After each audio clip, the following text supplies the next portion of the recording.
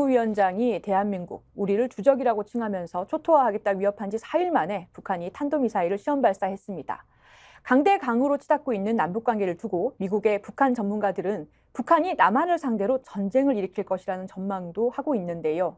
현재 상황 어떻게 봐야 할지 국방안보 전문가이자 정의당 비대위원이신 김종대 연세대 통일연구원 개건 교수님 모시고 이야기 나눠보겠습니다. 안녕하세요. 안녕하세요. 예. 위원님, 김정은 위원장이요. 네. 지금 오늘 아침에 신문에 다 도배가 네. 됐는데 본인들 헌법에다가 대한민국 제1적대국 불변의 주적이라고 명기해야 된다. 이렇게 또 얘기를 했어요. 제가 안 그래도 오늘 그래서 2부에 꼭 한번 여쭤봐야겠다 생각을 하면서 왔거든요. 그러니까 어제 평양에서 최고인민회의 열었지 않습니까? 네. 근데 여기서 시정연설을 하면서 본인들 영토조항을 반영해서 헌법을 개정할 필요가 있다라고 하면서 네. 대한민국은 가장 적대적인 국가로 규제한 이상 주권 영역을 명확하게 규정짓기 위해서 법률적 대책이 필요하다. 이렇게 얘기하면서 헌법에 대한민국 제1적대국 불변의 주적으로 명기해야 된다. 이렇게 발언했습니다. 네.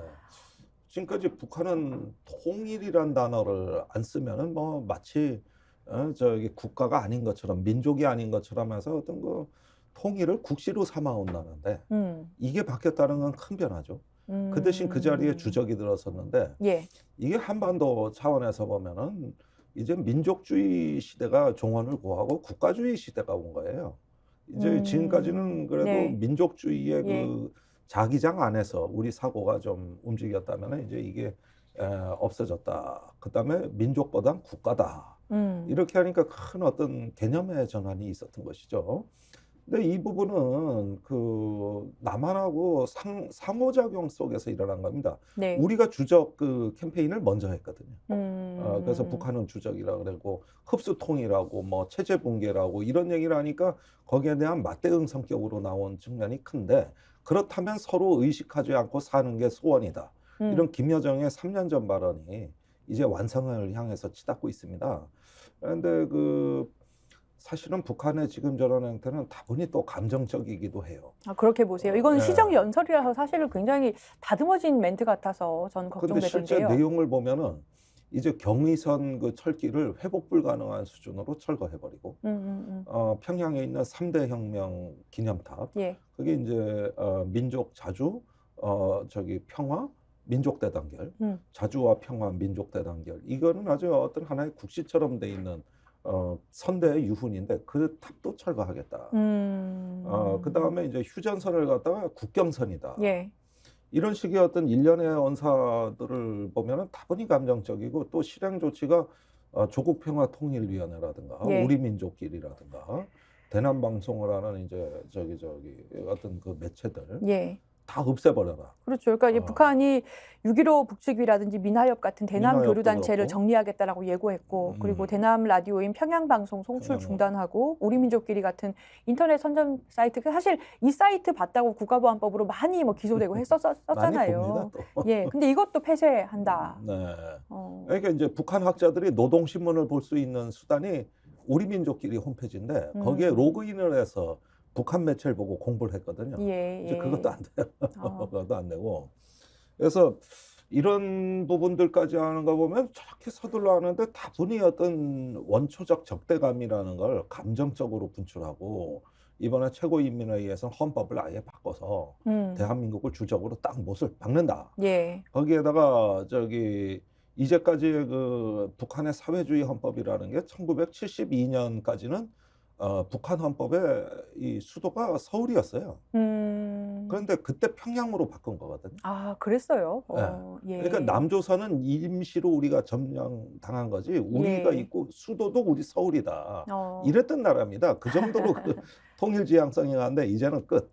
그래서 별개의 국가론이고 다만 여기서 이제 한 가지 무시무시한 부분이 들어있는 건 이거죠. 예. 이렇게 정전협정에서 있던 거 다 국경으로 국가 대 국가 관계로 보는데 네네. 무법지대가 하나 있다. 그러면서 북방한계선 NLL을 거론했습니다. 예. 예. 여기는 국경이 없다.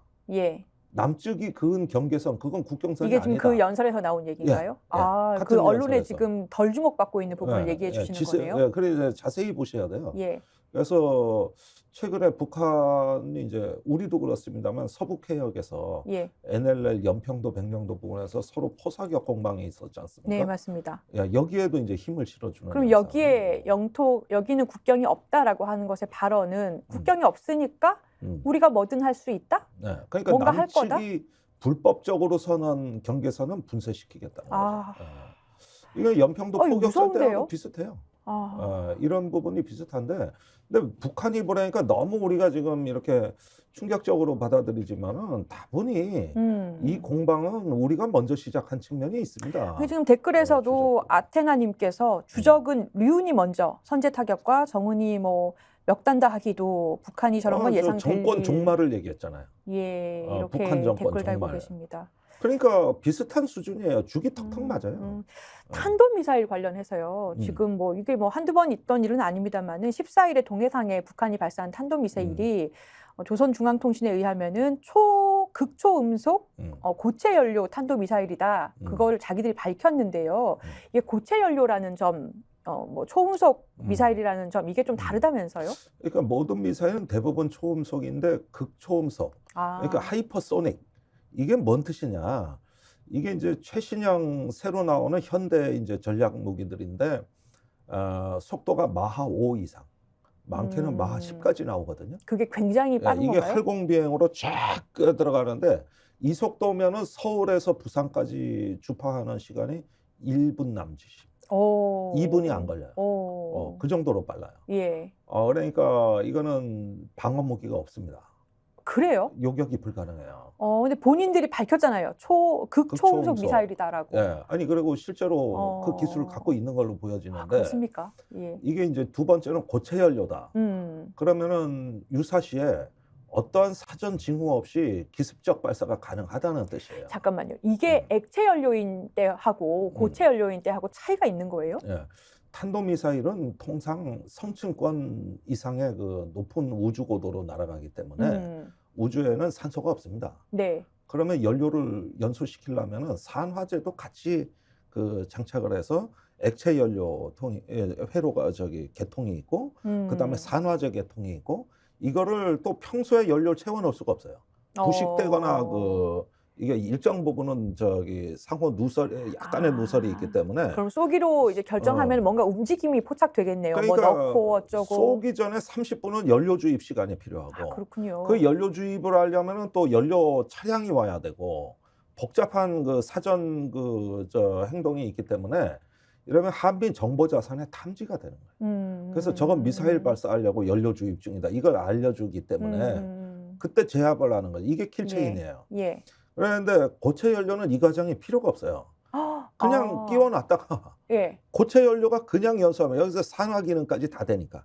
그러니까 액체는 이를테면 자동차처럼 주유하는 과정이 뭐 어쩌고 저쩌고 있어서 뭔가 30분 동안 무슨 움직임이 있다 포착할 수 있는 지구가 있는데 고체는 없어요. 미리 끼워 놓을 수가 있기 때문에 미리 끼워 놓을 수도 더 있고 무서운 거군요. 직전에 가서 끼우고 바로 발사해도 되고. 그렇구나. 그럼 더 이렇게 최신식인 해서 거네요?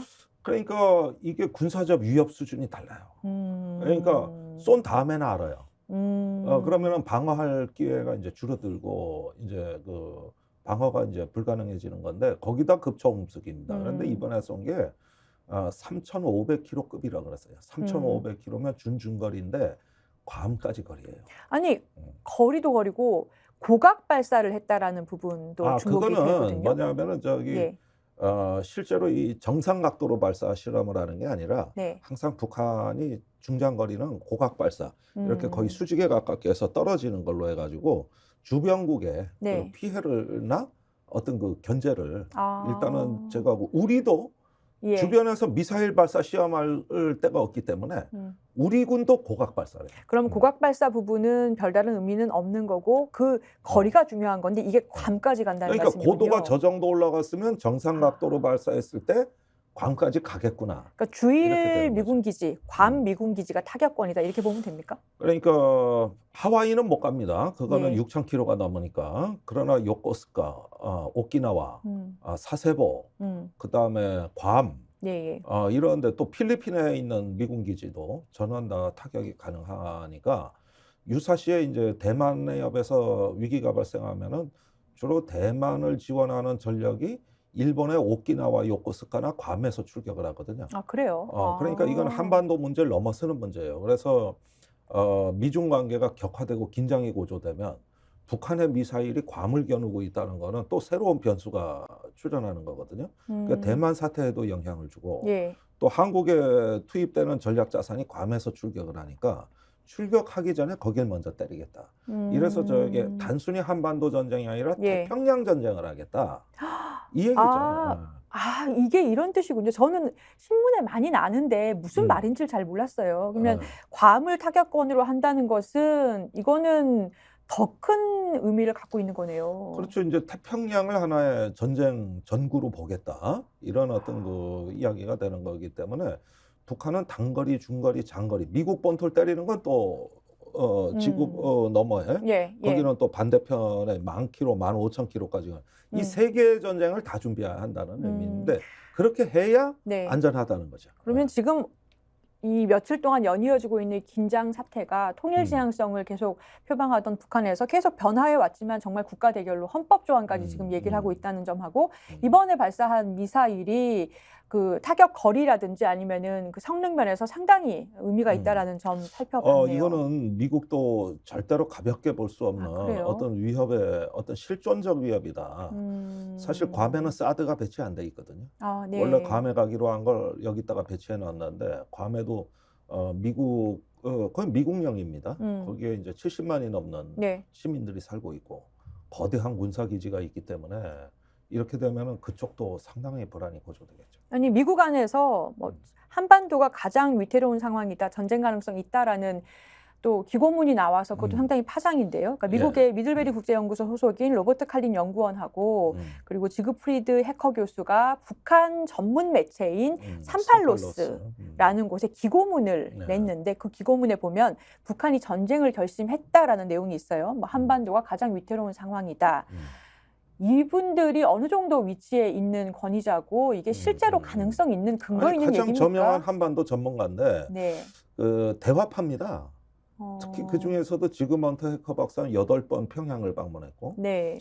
북한에 가서 플루토늄을 직접 장갑 끼고 손으로 만지기까지 했던 네. 그러니까 네. 북한에 대해서 가장 정통하고 북한도 신뢰하고 그런데 최근에 그 지그먼트 해커 박사가 창비해서는 핵의 변곡점이라는 책은 한반도의 핵 문제에 있어서는 저는 가장 명저로 꼽는데 제가 주저하지 않습니다. 핵의 변곡점이라는 책이 있다고요? 네, 번역됐죠. 예. 작년에 번역됐어요. 저도 읽어봐야겠네요. 네. 아니 그런데 한번 꼭 읽어보세요. 네네. 지금까지 우리가 쪼각쪼각 알고 있던 걸 이렇게 종합한 책이 없어요. 그런데 그 해커 박사 얘기는 뭐냐면은 지금 바로 전쟁이 난다는 얘기가 아니라 그동안에 북미 관계 정상화를 오랫동안 바래왔던 북한은 항상 미국과의 협상과 담판이 최종 목표였다는 건데 이제 그걸 포기했다. 북한이 포기했다. 이제는 더 이상 협상에 연연하지 않고 목매달지 않고 그냥 핵무력으로 갔다. 그러면은 그 90년대 초에 핵 개발 이래로 북한의 전략이 한 시대를 이제 마감한 거다. 그러면은 뭐냐 협상이 아니면 전쟁 준비는 하고 있어야 되는 거거든요. 북한 입장에서 전쟁을 한다라는 것보다는 전략이 바뀌었다. 근데 이 협상이 아니라. 자체가 6.25 이후로 가장 엄중한 사태다고 보는 거고 해커 박사의 말을 자세히 봐야 되는 건 그렇게 해서 예전에 북한은 관계 정상화에 미국이 협상을 해서 들어갈 때 그때 핵 개발이 늦춰졌다 이거예요. 그래서 지금 그런 관리도 왜 안 하냐. 봐라 이제 한국 전쟁 때만큼 위험해졌다. 이걸 설득하기 위해서 한 건데 언론에서는 한국 전쟁 이래 가장 위험해졌다. 요것만 똑 떼서 얘기를 하니까 이게 반쪽밖에 진실이 그러니까 안 나요. 오히려 지금 굉장히 막 뭔가 정부를 중심으로 뭉쳐야 될 것 같고 막 전쟁이 막 내일 날 것 같고 막 불안해요. 저같이 잘 모르는 사람은. 지금 저기 신원식 국방장관 같은 분 보십시오. BBC 외신에까지 나가서 저기 천연함 사건이나 북한이 미사일을 발사하는 사태가 총선 전에 난다. 총선용이다. 이걸 뭐 매일 지금 국내 언론, 외국 언론에 아니 한반도가 전쟁 위험 지역이라는 걸 전 세계 홍보하고 다니고 있어요. 아니 난 저런 장관 처음 봤어. 지금 기업하시는 분들 굉장히 부글부글 할 것 같아요. 아니 과거에 우리가 IMF 때 그 월스트리트의 그 저기 각종 그 신용평가 회사들이 한국에 그 신용 등급을 떨어뜨리려 그러니까 당시 김대중 정부가 국방부의 정책실장 뭐 또 합참의 무슨 작전본부장 이런 사람들 시켜 미국 가서 신용평가 회사 가서 지금 우리 전쟁 안 난다. 예. 그렇게 하는 게 또 국난 극복의 한 축이었어요. 예, 맞습니다. 지금 내년에 올해 경제가 굉장히 어렵고 여러 가지 지금 수출이 줄어들고 있는 이 마당에 한반도에서 총선 앞두고 전쟁이 일어날지 모른다고 홍보하고 다니는 얼빠진 정보가 어디 있습니까? 아니, 그리고 얼마 이게 전에는 또 국방부 장관이 뭐 무슨 문재인 정부 가짜 평화. 용사, 예, 그리고 뭐 그런 윤석열 얘기를 정부 그러니까 용사 이렇게 또 윤석열 정부 나누 용사. 편가르기까지 했지 않습니까? 그러니까 이게 이래 보면은 뭔 북한이 도발해 주길 기우제를 지내나 이럴 정도인데 예. 모든 게 총선용이래요. 그 저 총선 앞두고 남남 맞아요. 갈등 일으키려고 북한이 도발한다 이 얘기인데 그러면 거꾸로 얘기해서 그럼 총선 끝나면 평화가 옵니까? 정말 그렇게 따지면은 맞는 말씀입니다. 아니 예. 총선 때문이라며. 그러니까 이게 오히려 총선에 북한이 이렇게 저기 판을 크게 도발을 하고 나서서 이제 야당이 거기에 부안해동하고 이런 선거로 간다는 뜻이거든요. 예, 이건 예, 노골적으로 설명해요. 예. 그래서 요즘 합참이 기자들한테 각종 자료 보낼 때 예. 항상 앞줄이 이거예요. 북한이 총선을 앞두고 대형 도발을 예. 의도할 가능성이 높은 가운데 요즘 국방부 합참이 총선 컨트롤 타워가 돼 버렸어요. 지금 달을 봐야 되는데 손가락 끝을 보고 있는 그런 아. 형국이네요. 그렇습니다. 우리 한중 외교가 시험대에 또 올랐습니다. 그 대만 총통 선거에서 뭐 친미라고 볼 수 있는 라이칭더 후보가 당선됐는데요. 그러면 더 미국하고 중국의 갈등, 뭐 중국과 대만의 갈등 이제 격화될 것이고, 그러면 우리 한중 외교는 어디로 가야 되는가, 이게 좀 걱정이 되는 국면이에요. 걱정이죠. 지금 이제 대만 해협에서의 조금 갈등의 소지가 최근에 미중 간에는 서로 대탕트 분위기가 있어가지고. 아, 그랬어요? 예, 아니 뭐 국무장관 같죠, 재무장관 같죠, 상무장관 같죠. 그리고 절대 탈중국 안 한다. 그러면서 신냉전은 없다. 어떻게든 미국은 지금 중국하고 파국으로 가지 않으려고 그냥 조심조심 했는데 철없는 이제 윤 대통령 혼자서만 예. 뭐 탈중국의 선봉장이 돼가지고 예. 혼자 그랬더니 이번엔 대만에서 신임 총통이 이 굉장히 강성 총통이 된 겁니다. 그런데 예. 이번에 제1야당, 제2야당의 표를 합치면은 거의 60%예요. 거의 60%. 예. 이 사람이 40% 총통이거든요. 예, 맞습니다. 그러니까 중국이 봤을 때는 여소야대 형국이죠. 아니 중국하고 잘 지내겠다는 60%는 따로 있고 총통은 40%로 강성이 됐고 이게 중국이 보기에 대만 주류 민심이 맞느냐. 그러니까 그런데 총통 혼자서 이거 강성이 된다면은 나머지 대만인들이 그거 원하는 게 그게 아닌 걸로 아는데 이러면은 우리도 대응하겠다. 이제 그럴 수 이렇게 있겠네요. 나오는 네. 거죠. 그게 야권의 분열이에요. 3파전으로 돼서 그랬던 거거든요. 그러니까 이런 상황에서 보면은 미국도 골치 아파요. 지금까지 차이밍원 총통이 그냥 막 좋아하는 상황이 8년간, 아니군요. 8년간 그 독립을 얘기하지는 않았지만 나름 독자 노선을 걸으면서 대만 해협이 긴장된 측면이 있어가지고 사실은 미국이 대만을 군사적으로 지원한다 그러지만 중장거리 미사일을 팔라는 걸 안 팔았습니다. 너무 긴장이 고조돼 쿠바 예. 미사일 위기 같은 사태가 날 수 있으니까 그것까지는 안 하고 자제하면서. 그럼 미국도 그런 정도의 그런 격화를 바라는 건 아니에요? 그렇죠. 그냥 그런데 관리를 하고 여기서 싶은 정치적으로 건가요? 선동을 해버리면 만약에 예. 집권을 해서 거기에다 대만 군부의 동향이 심상치가 않아요.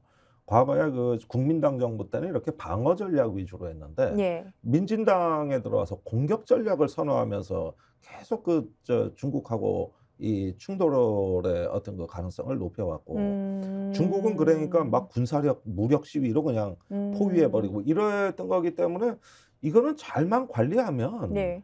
뭐 그렇게 우리가 걱정 안 해도 큰 문제 없이 넘어갈 수 있는 문제를 정치적 선동, 이 국내 정치에 의해서 이것이 갈등으로 비화되고 이렇게 되면서 이제 우리한테 서서히 다가오는 어떤 파국의 이미지는 공급망 위기거든요. 그래서 대만이 위험해지면은 거기 있는 TSMC 반도체 공장도 위험해진다. 결국에 그래서 경제네요. 빼내야 된다. 이게 예. 미국 주장이고. 예. 그다음에 대만 해협으로 이제 동북아 물동량의 80%가 지나가고.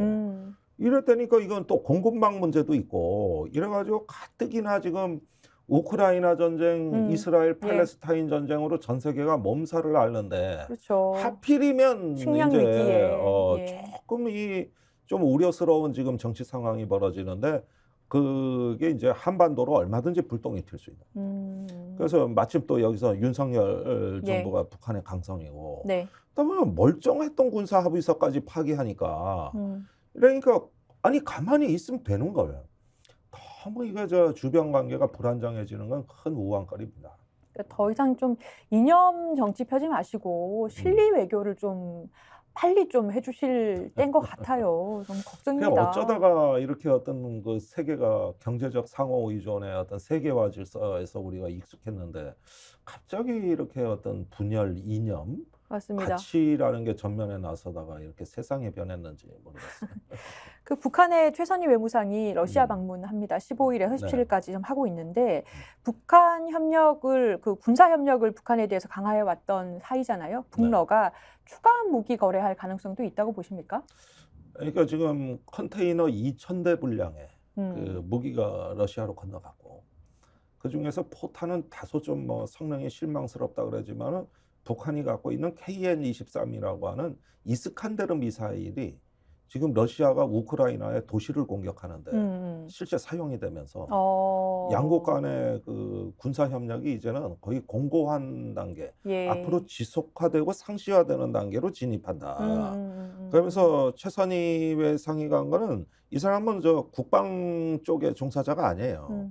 그러니까 이 외무상이 간다는 거는 이제 식량, 에너지, 그다음에 기타 어떤 북한의 생존에 필요한 어떤 지원이라든가 아니면은 어떤 외교적 공조 이런 부분에서 이제 양국 간의 회담이 될 가능성이 예. 매우 높다. 아. 군사 협력은 그 예. 니콜라이 세르게이 러시아 국방장관이 이미 수차례 북한에 들어왔었기 때문에 그렇군요. 그건 그거대로 그러나 또 외교는 외교대로 이렇게 해서 무기 거래는 아마 국방성 쪽이 무력성 쪽이 할 거고 최선희는 예. 아마 조금 그거에 따른 다른 반대급을 원할 겁니다. 그렇군요.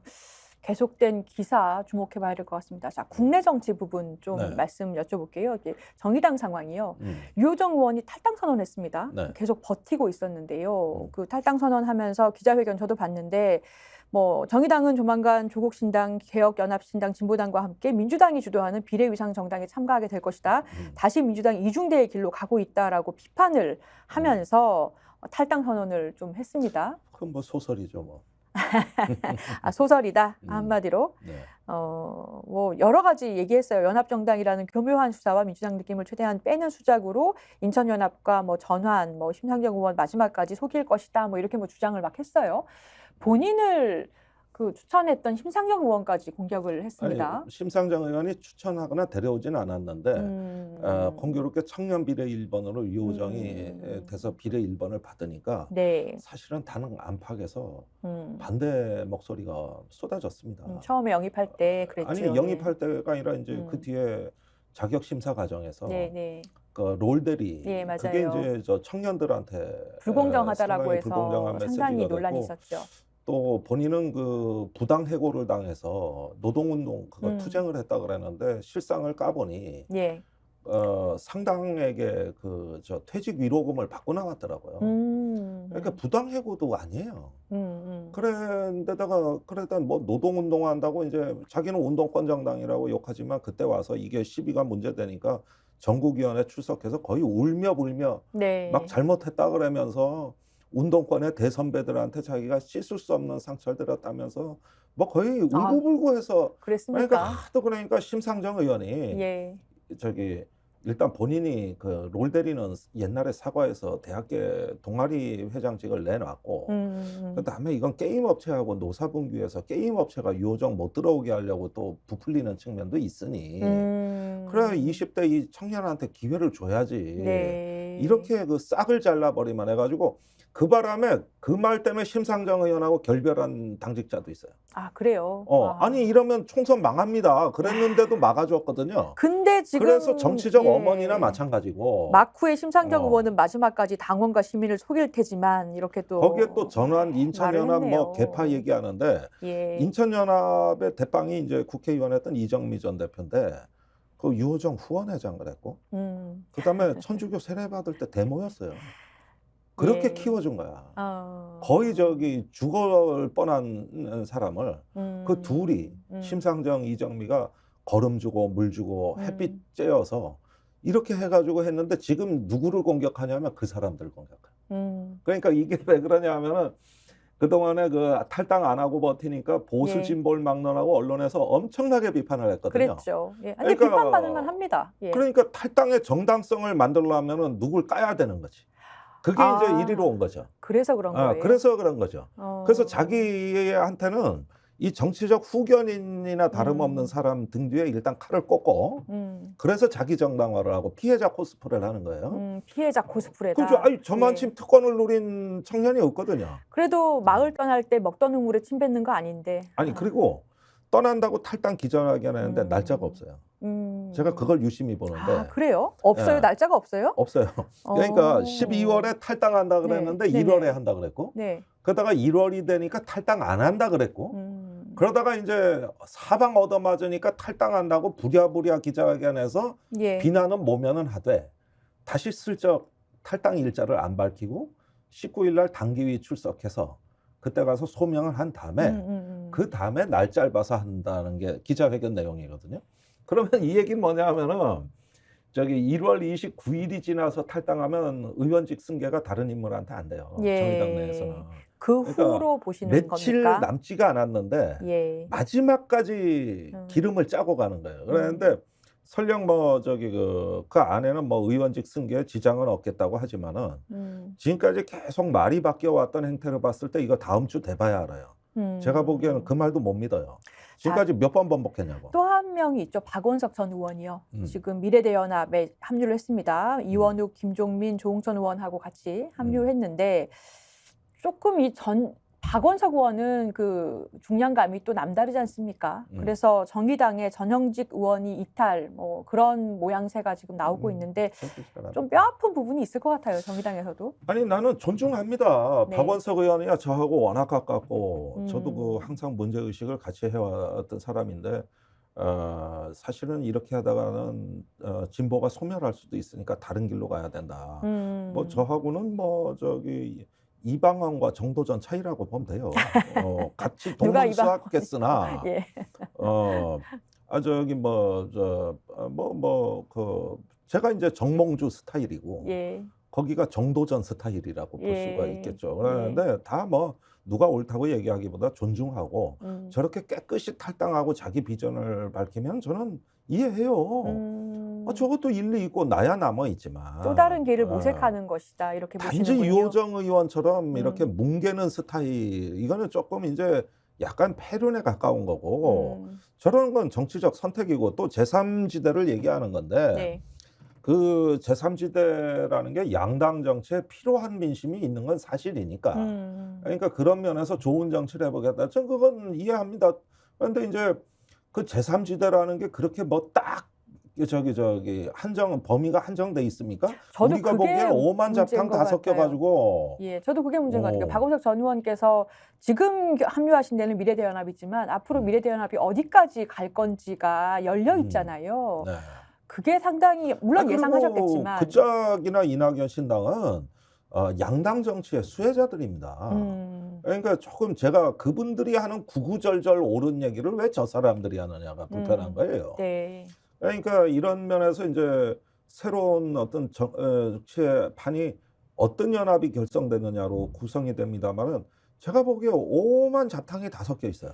의원님 그러면 마지막으로요. 지금 제3지대가 한국 정치에 필요하잖아요. 그 정당에서 강대강으로 계속 가고 있고 다원화가 돼야 되는 상황인데 그럼 정의당에서 사실은 그러한 진보 정당의 제3지대를 열어주셔야 되잖아요. 근데 지금 보면 여러 가지 신당들이 막 이렇게 쏟아지고 있단 말입니다. 저기도 신당이죠. 그렇긴 하죠. 예, 그러긴 한데 정의당이 그러면 나아가야 할 길 다른 점 어떻게 나아가야 된다고 보십니까? 솔직히 저도 비대위원이지만 예. 제가 항상 저희는 중환지하실에 와 있다고 얘기해서 저도 당내에서 그거 좀 서운하단 말을 듣고 있는데 객관적인 그건 진실이거든요. 네. 근데 저는 이렇게 봐요. 제3지대다 뭐다 하는 이런 논의는 전부 정파적 그 이해관계에서 나오는 말들이지 예. 저 그렇게 진실하다고 안 봅니다. 어. 사실은 그 저기 정의당은 여의도 정치에선 실패했을지 몰라도 음. 지금 13시간, 14시간을 서서 일하고 예, 명절이 곧 다가오는데 아직까지 체불된 임금 못 받고 명절이 돼도 부모 한번 찾아갈 수 없는 속사정이 있는 그 말 못하는 투명 인간들의 정당입니다. 또 비정규직의 정당이에요. 그렇죠. 예. 당장은 약해 보이고 없지만은 만약에 이 진보 정당 플랫폼이 사라지면은 한국 정치에서 끔찍한 일이 일어납니다. 더 이상 아니오라고 말할 수 있는 정당 없이 다 다수파 전략으로 가버리는 거예요. 그러면은 저기 사실은 실제 다수이면서도 소수 취급을 받는 예. 이 사람들의 정당이 없어지는 거니까 저는 정치적 계산은 안 맞는다 할지라도 이거는 사명감에 의해서라도 지켜야 되는 정당입니다. 그게 진보 정당의 가치고 오늘날 화물연대 파업이다, 이태원 참사다 있는데 다 큰 당들 와서 깃발 보여도 밤이면 다 사라져요. 마지막까지 그 텐트 안에서 네. 같이 저 농성을 하는 건 아직도 진보 정당 당원들입니다. 그렇죠. 이 예. 사람들이 없어진다는 뜻이에요. 그러니까 이런 부분에서 우리가 이번에 큰 확장이나 성장은 못하더라도 예. 일단은 생존이라도 해야 된다. 이런 절박한 처지에 놓여 있고 그게 바로 대한민국 약자들의 현실입니다. 이건 단순히 진보 정당 문제가 아니에요. 외형이 그러니까 비슷하다고 지금 같은 본질이 같지 않다 이 그렇죠. 말씀인 그런데 거네요. 이게 대한민국 현실인데 예. 이런 부분이 정치에서 우리가 기후위기, 생태, 불평등, 돌봄 이런 문제에 있어가지고 이 나라가 처한 절박한 위치에 정치의 플러그를 꽂는 게 아니라 어떻게 다시 짝짓기를 하고 해쳐 모여를 하느냐를 정치라고 착각하고 계세요. 네. 그거는 저기 정치인의 수요지 국민의 수요가 아닙니다.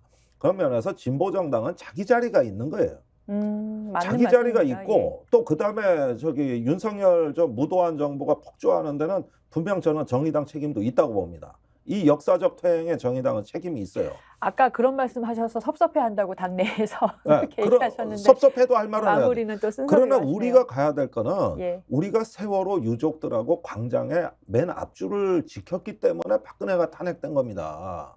지금 그 시점이 또 오고 있어요. 그래서 저는 우리는 우리의 자리가 있다. 우리는 우리가 지켜야 될 자리가 있고 있는 것이지 뭐 이게 정치가 안 된다 뭐 어쩌다 이래가지고 다 떠나면 지금 저기 저하고 친한 사람은 다 떠났기 때문에 영화 나홀로 집에 있잖아요. 제가 딱 지금 그런 상황이 돼 있어요. 저도. 예. 물론 당에 훌륭하신 분들 많지만 네네. 그러니까 저 같은 자유 리버럴들에서 저 혼자 남아있다고 해도 과언이 아닙니다. 그런데 나 홀로 집에 이런 그래서 아니 그런데 대신 저기에 예. 또 다른 분들이 좋은 분들이 남아 있으니 근데 우리는 우리 자리를 지키고 만일에 이렇게 해서 너 사라져 네. 알아서 죽어 이러면은 여기서 내 정치적 목숨을 같이 하겠다. 난 그게 오히려 마음이 편하고 예. 나홀로 네. 집에가 몇 탄까지 나왔나요? 한 3편 나왔어요. 굉장히 오래 예. 찍던 가던데요. 네. 하여튼 정의당 비대위 응원하겠습니다. 네. 예. 자, 지금까지 김종대 연세대 통일대학원 개건교수와 얘기 나눴습니다. 감사합니다. 감사합니다.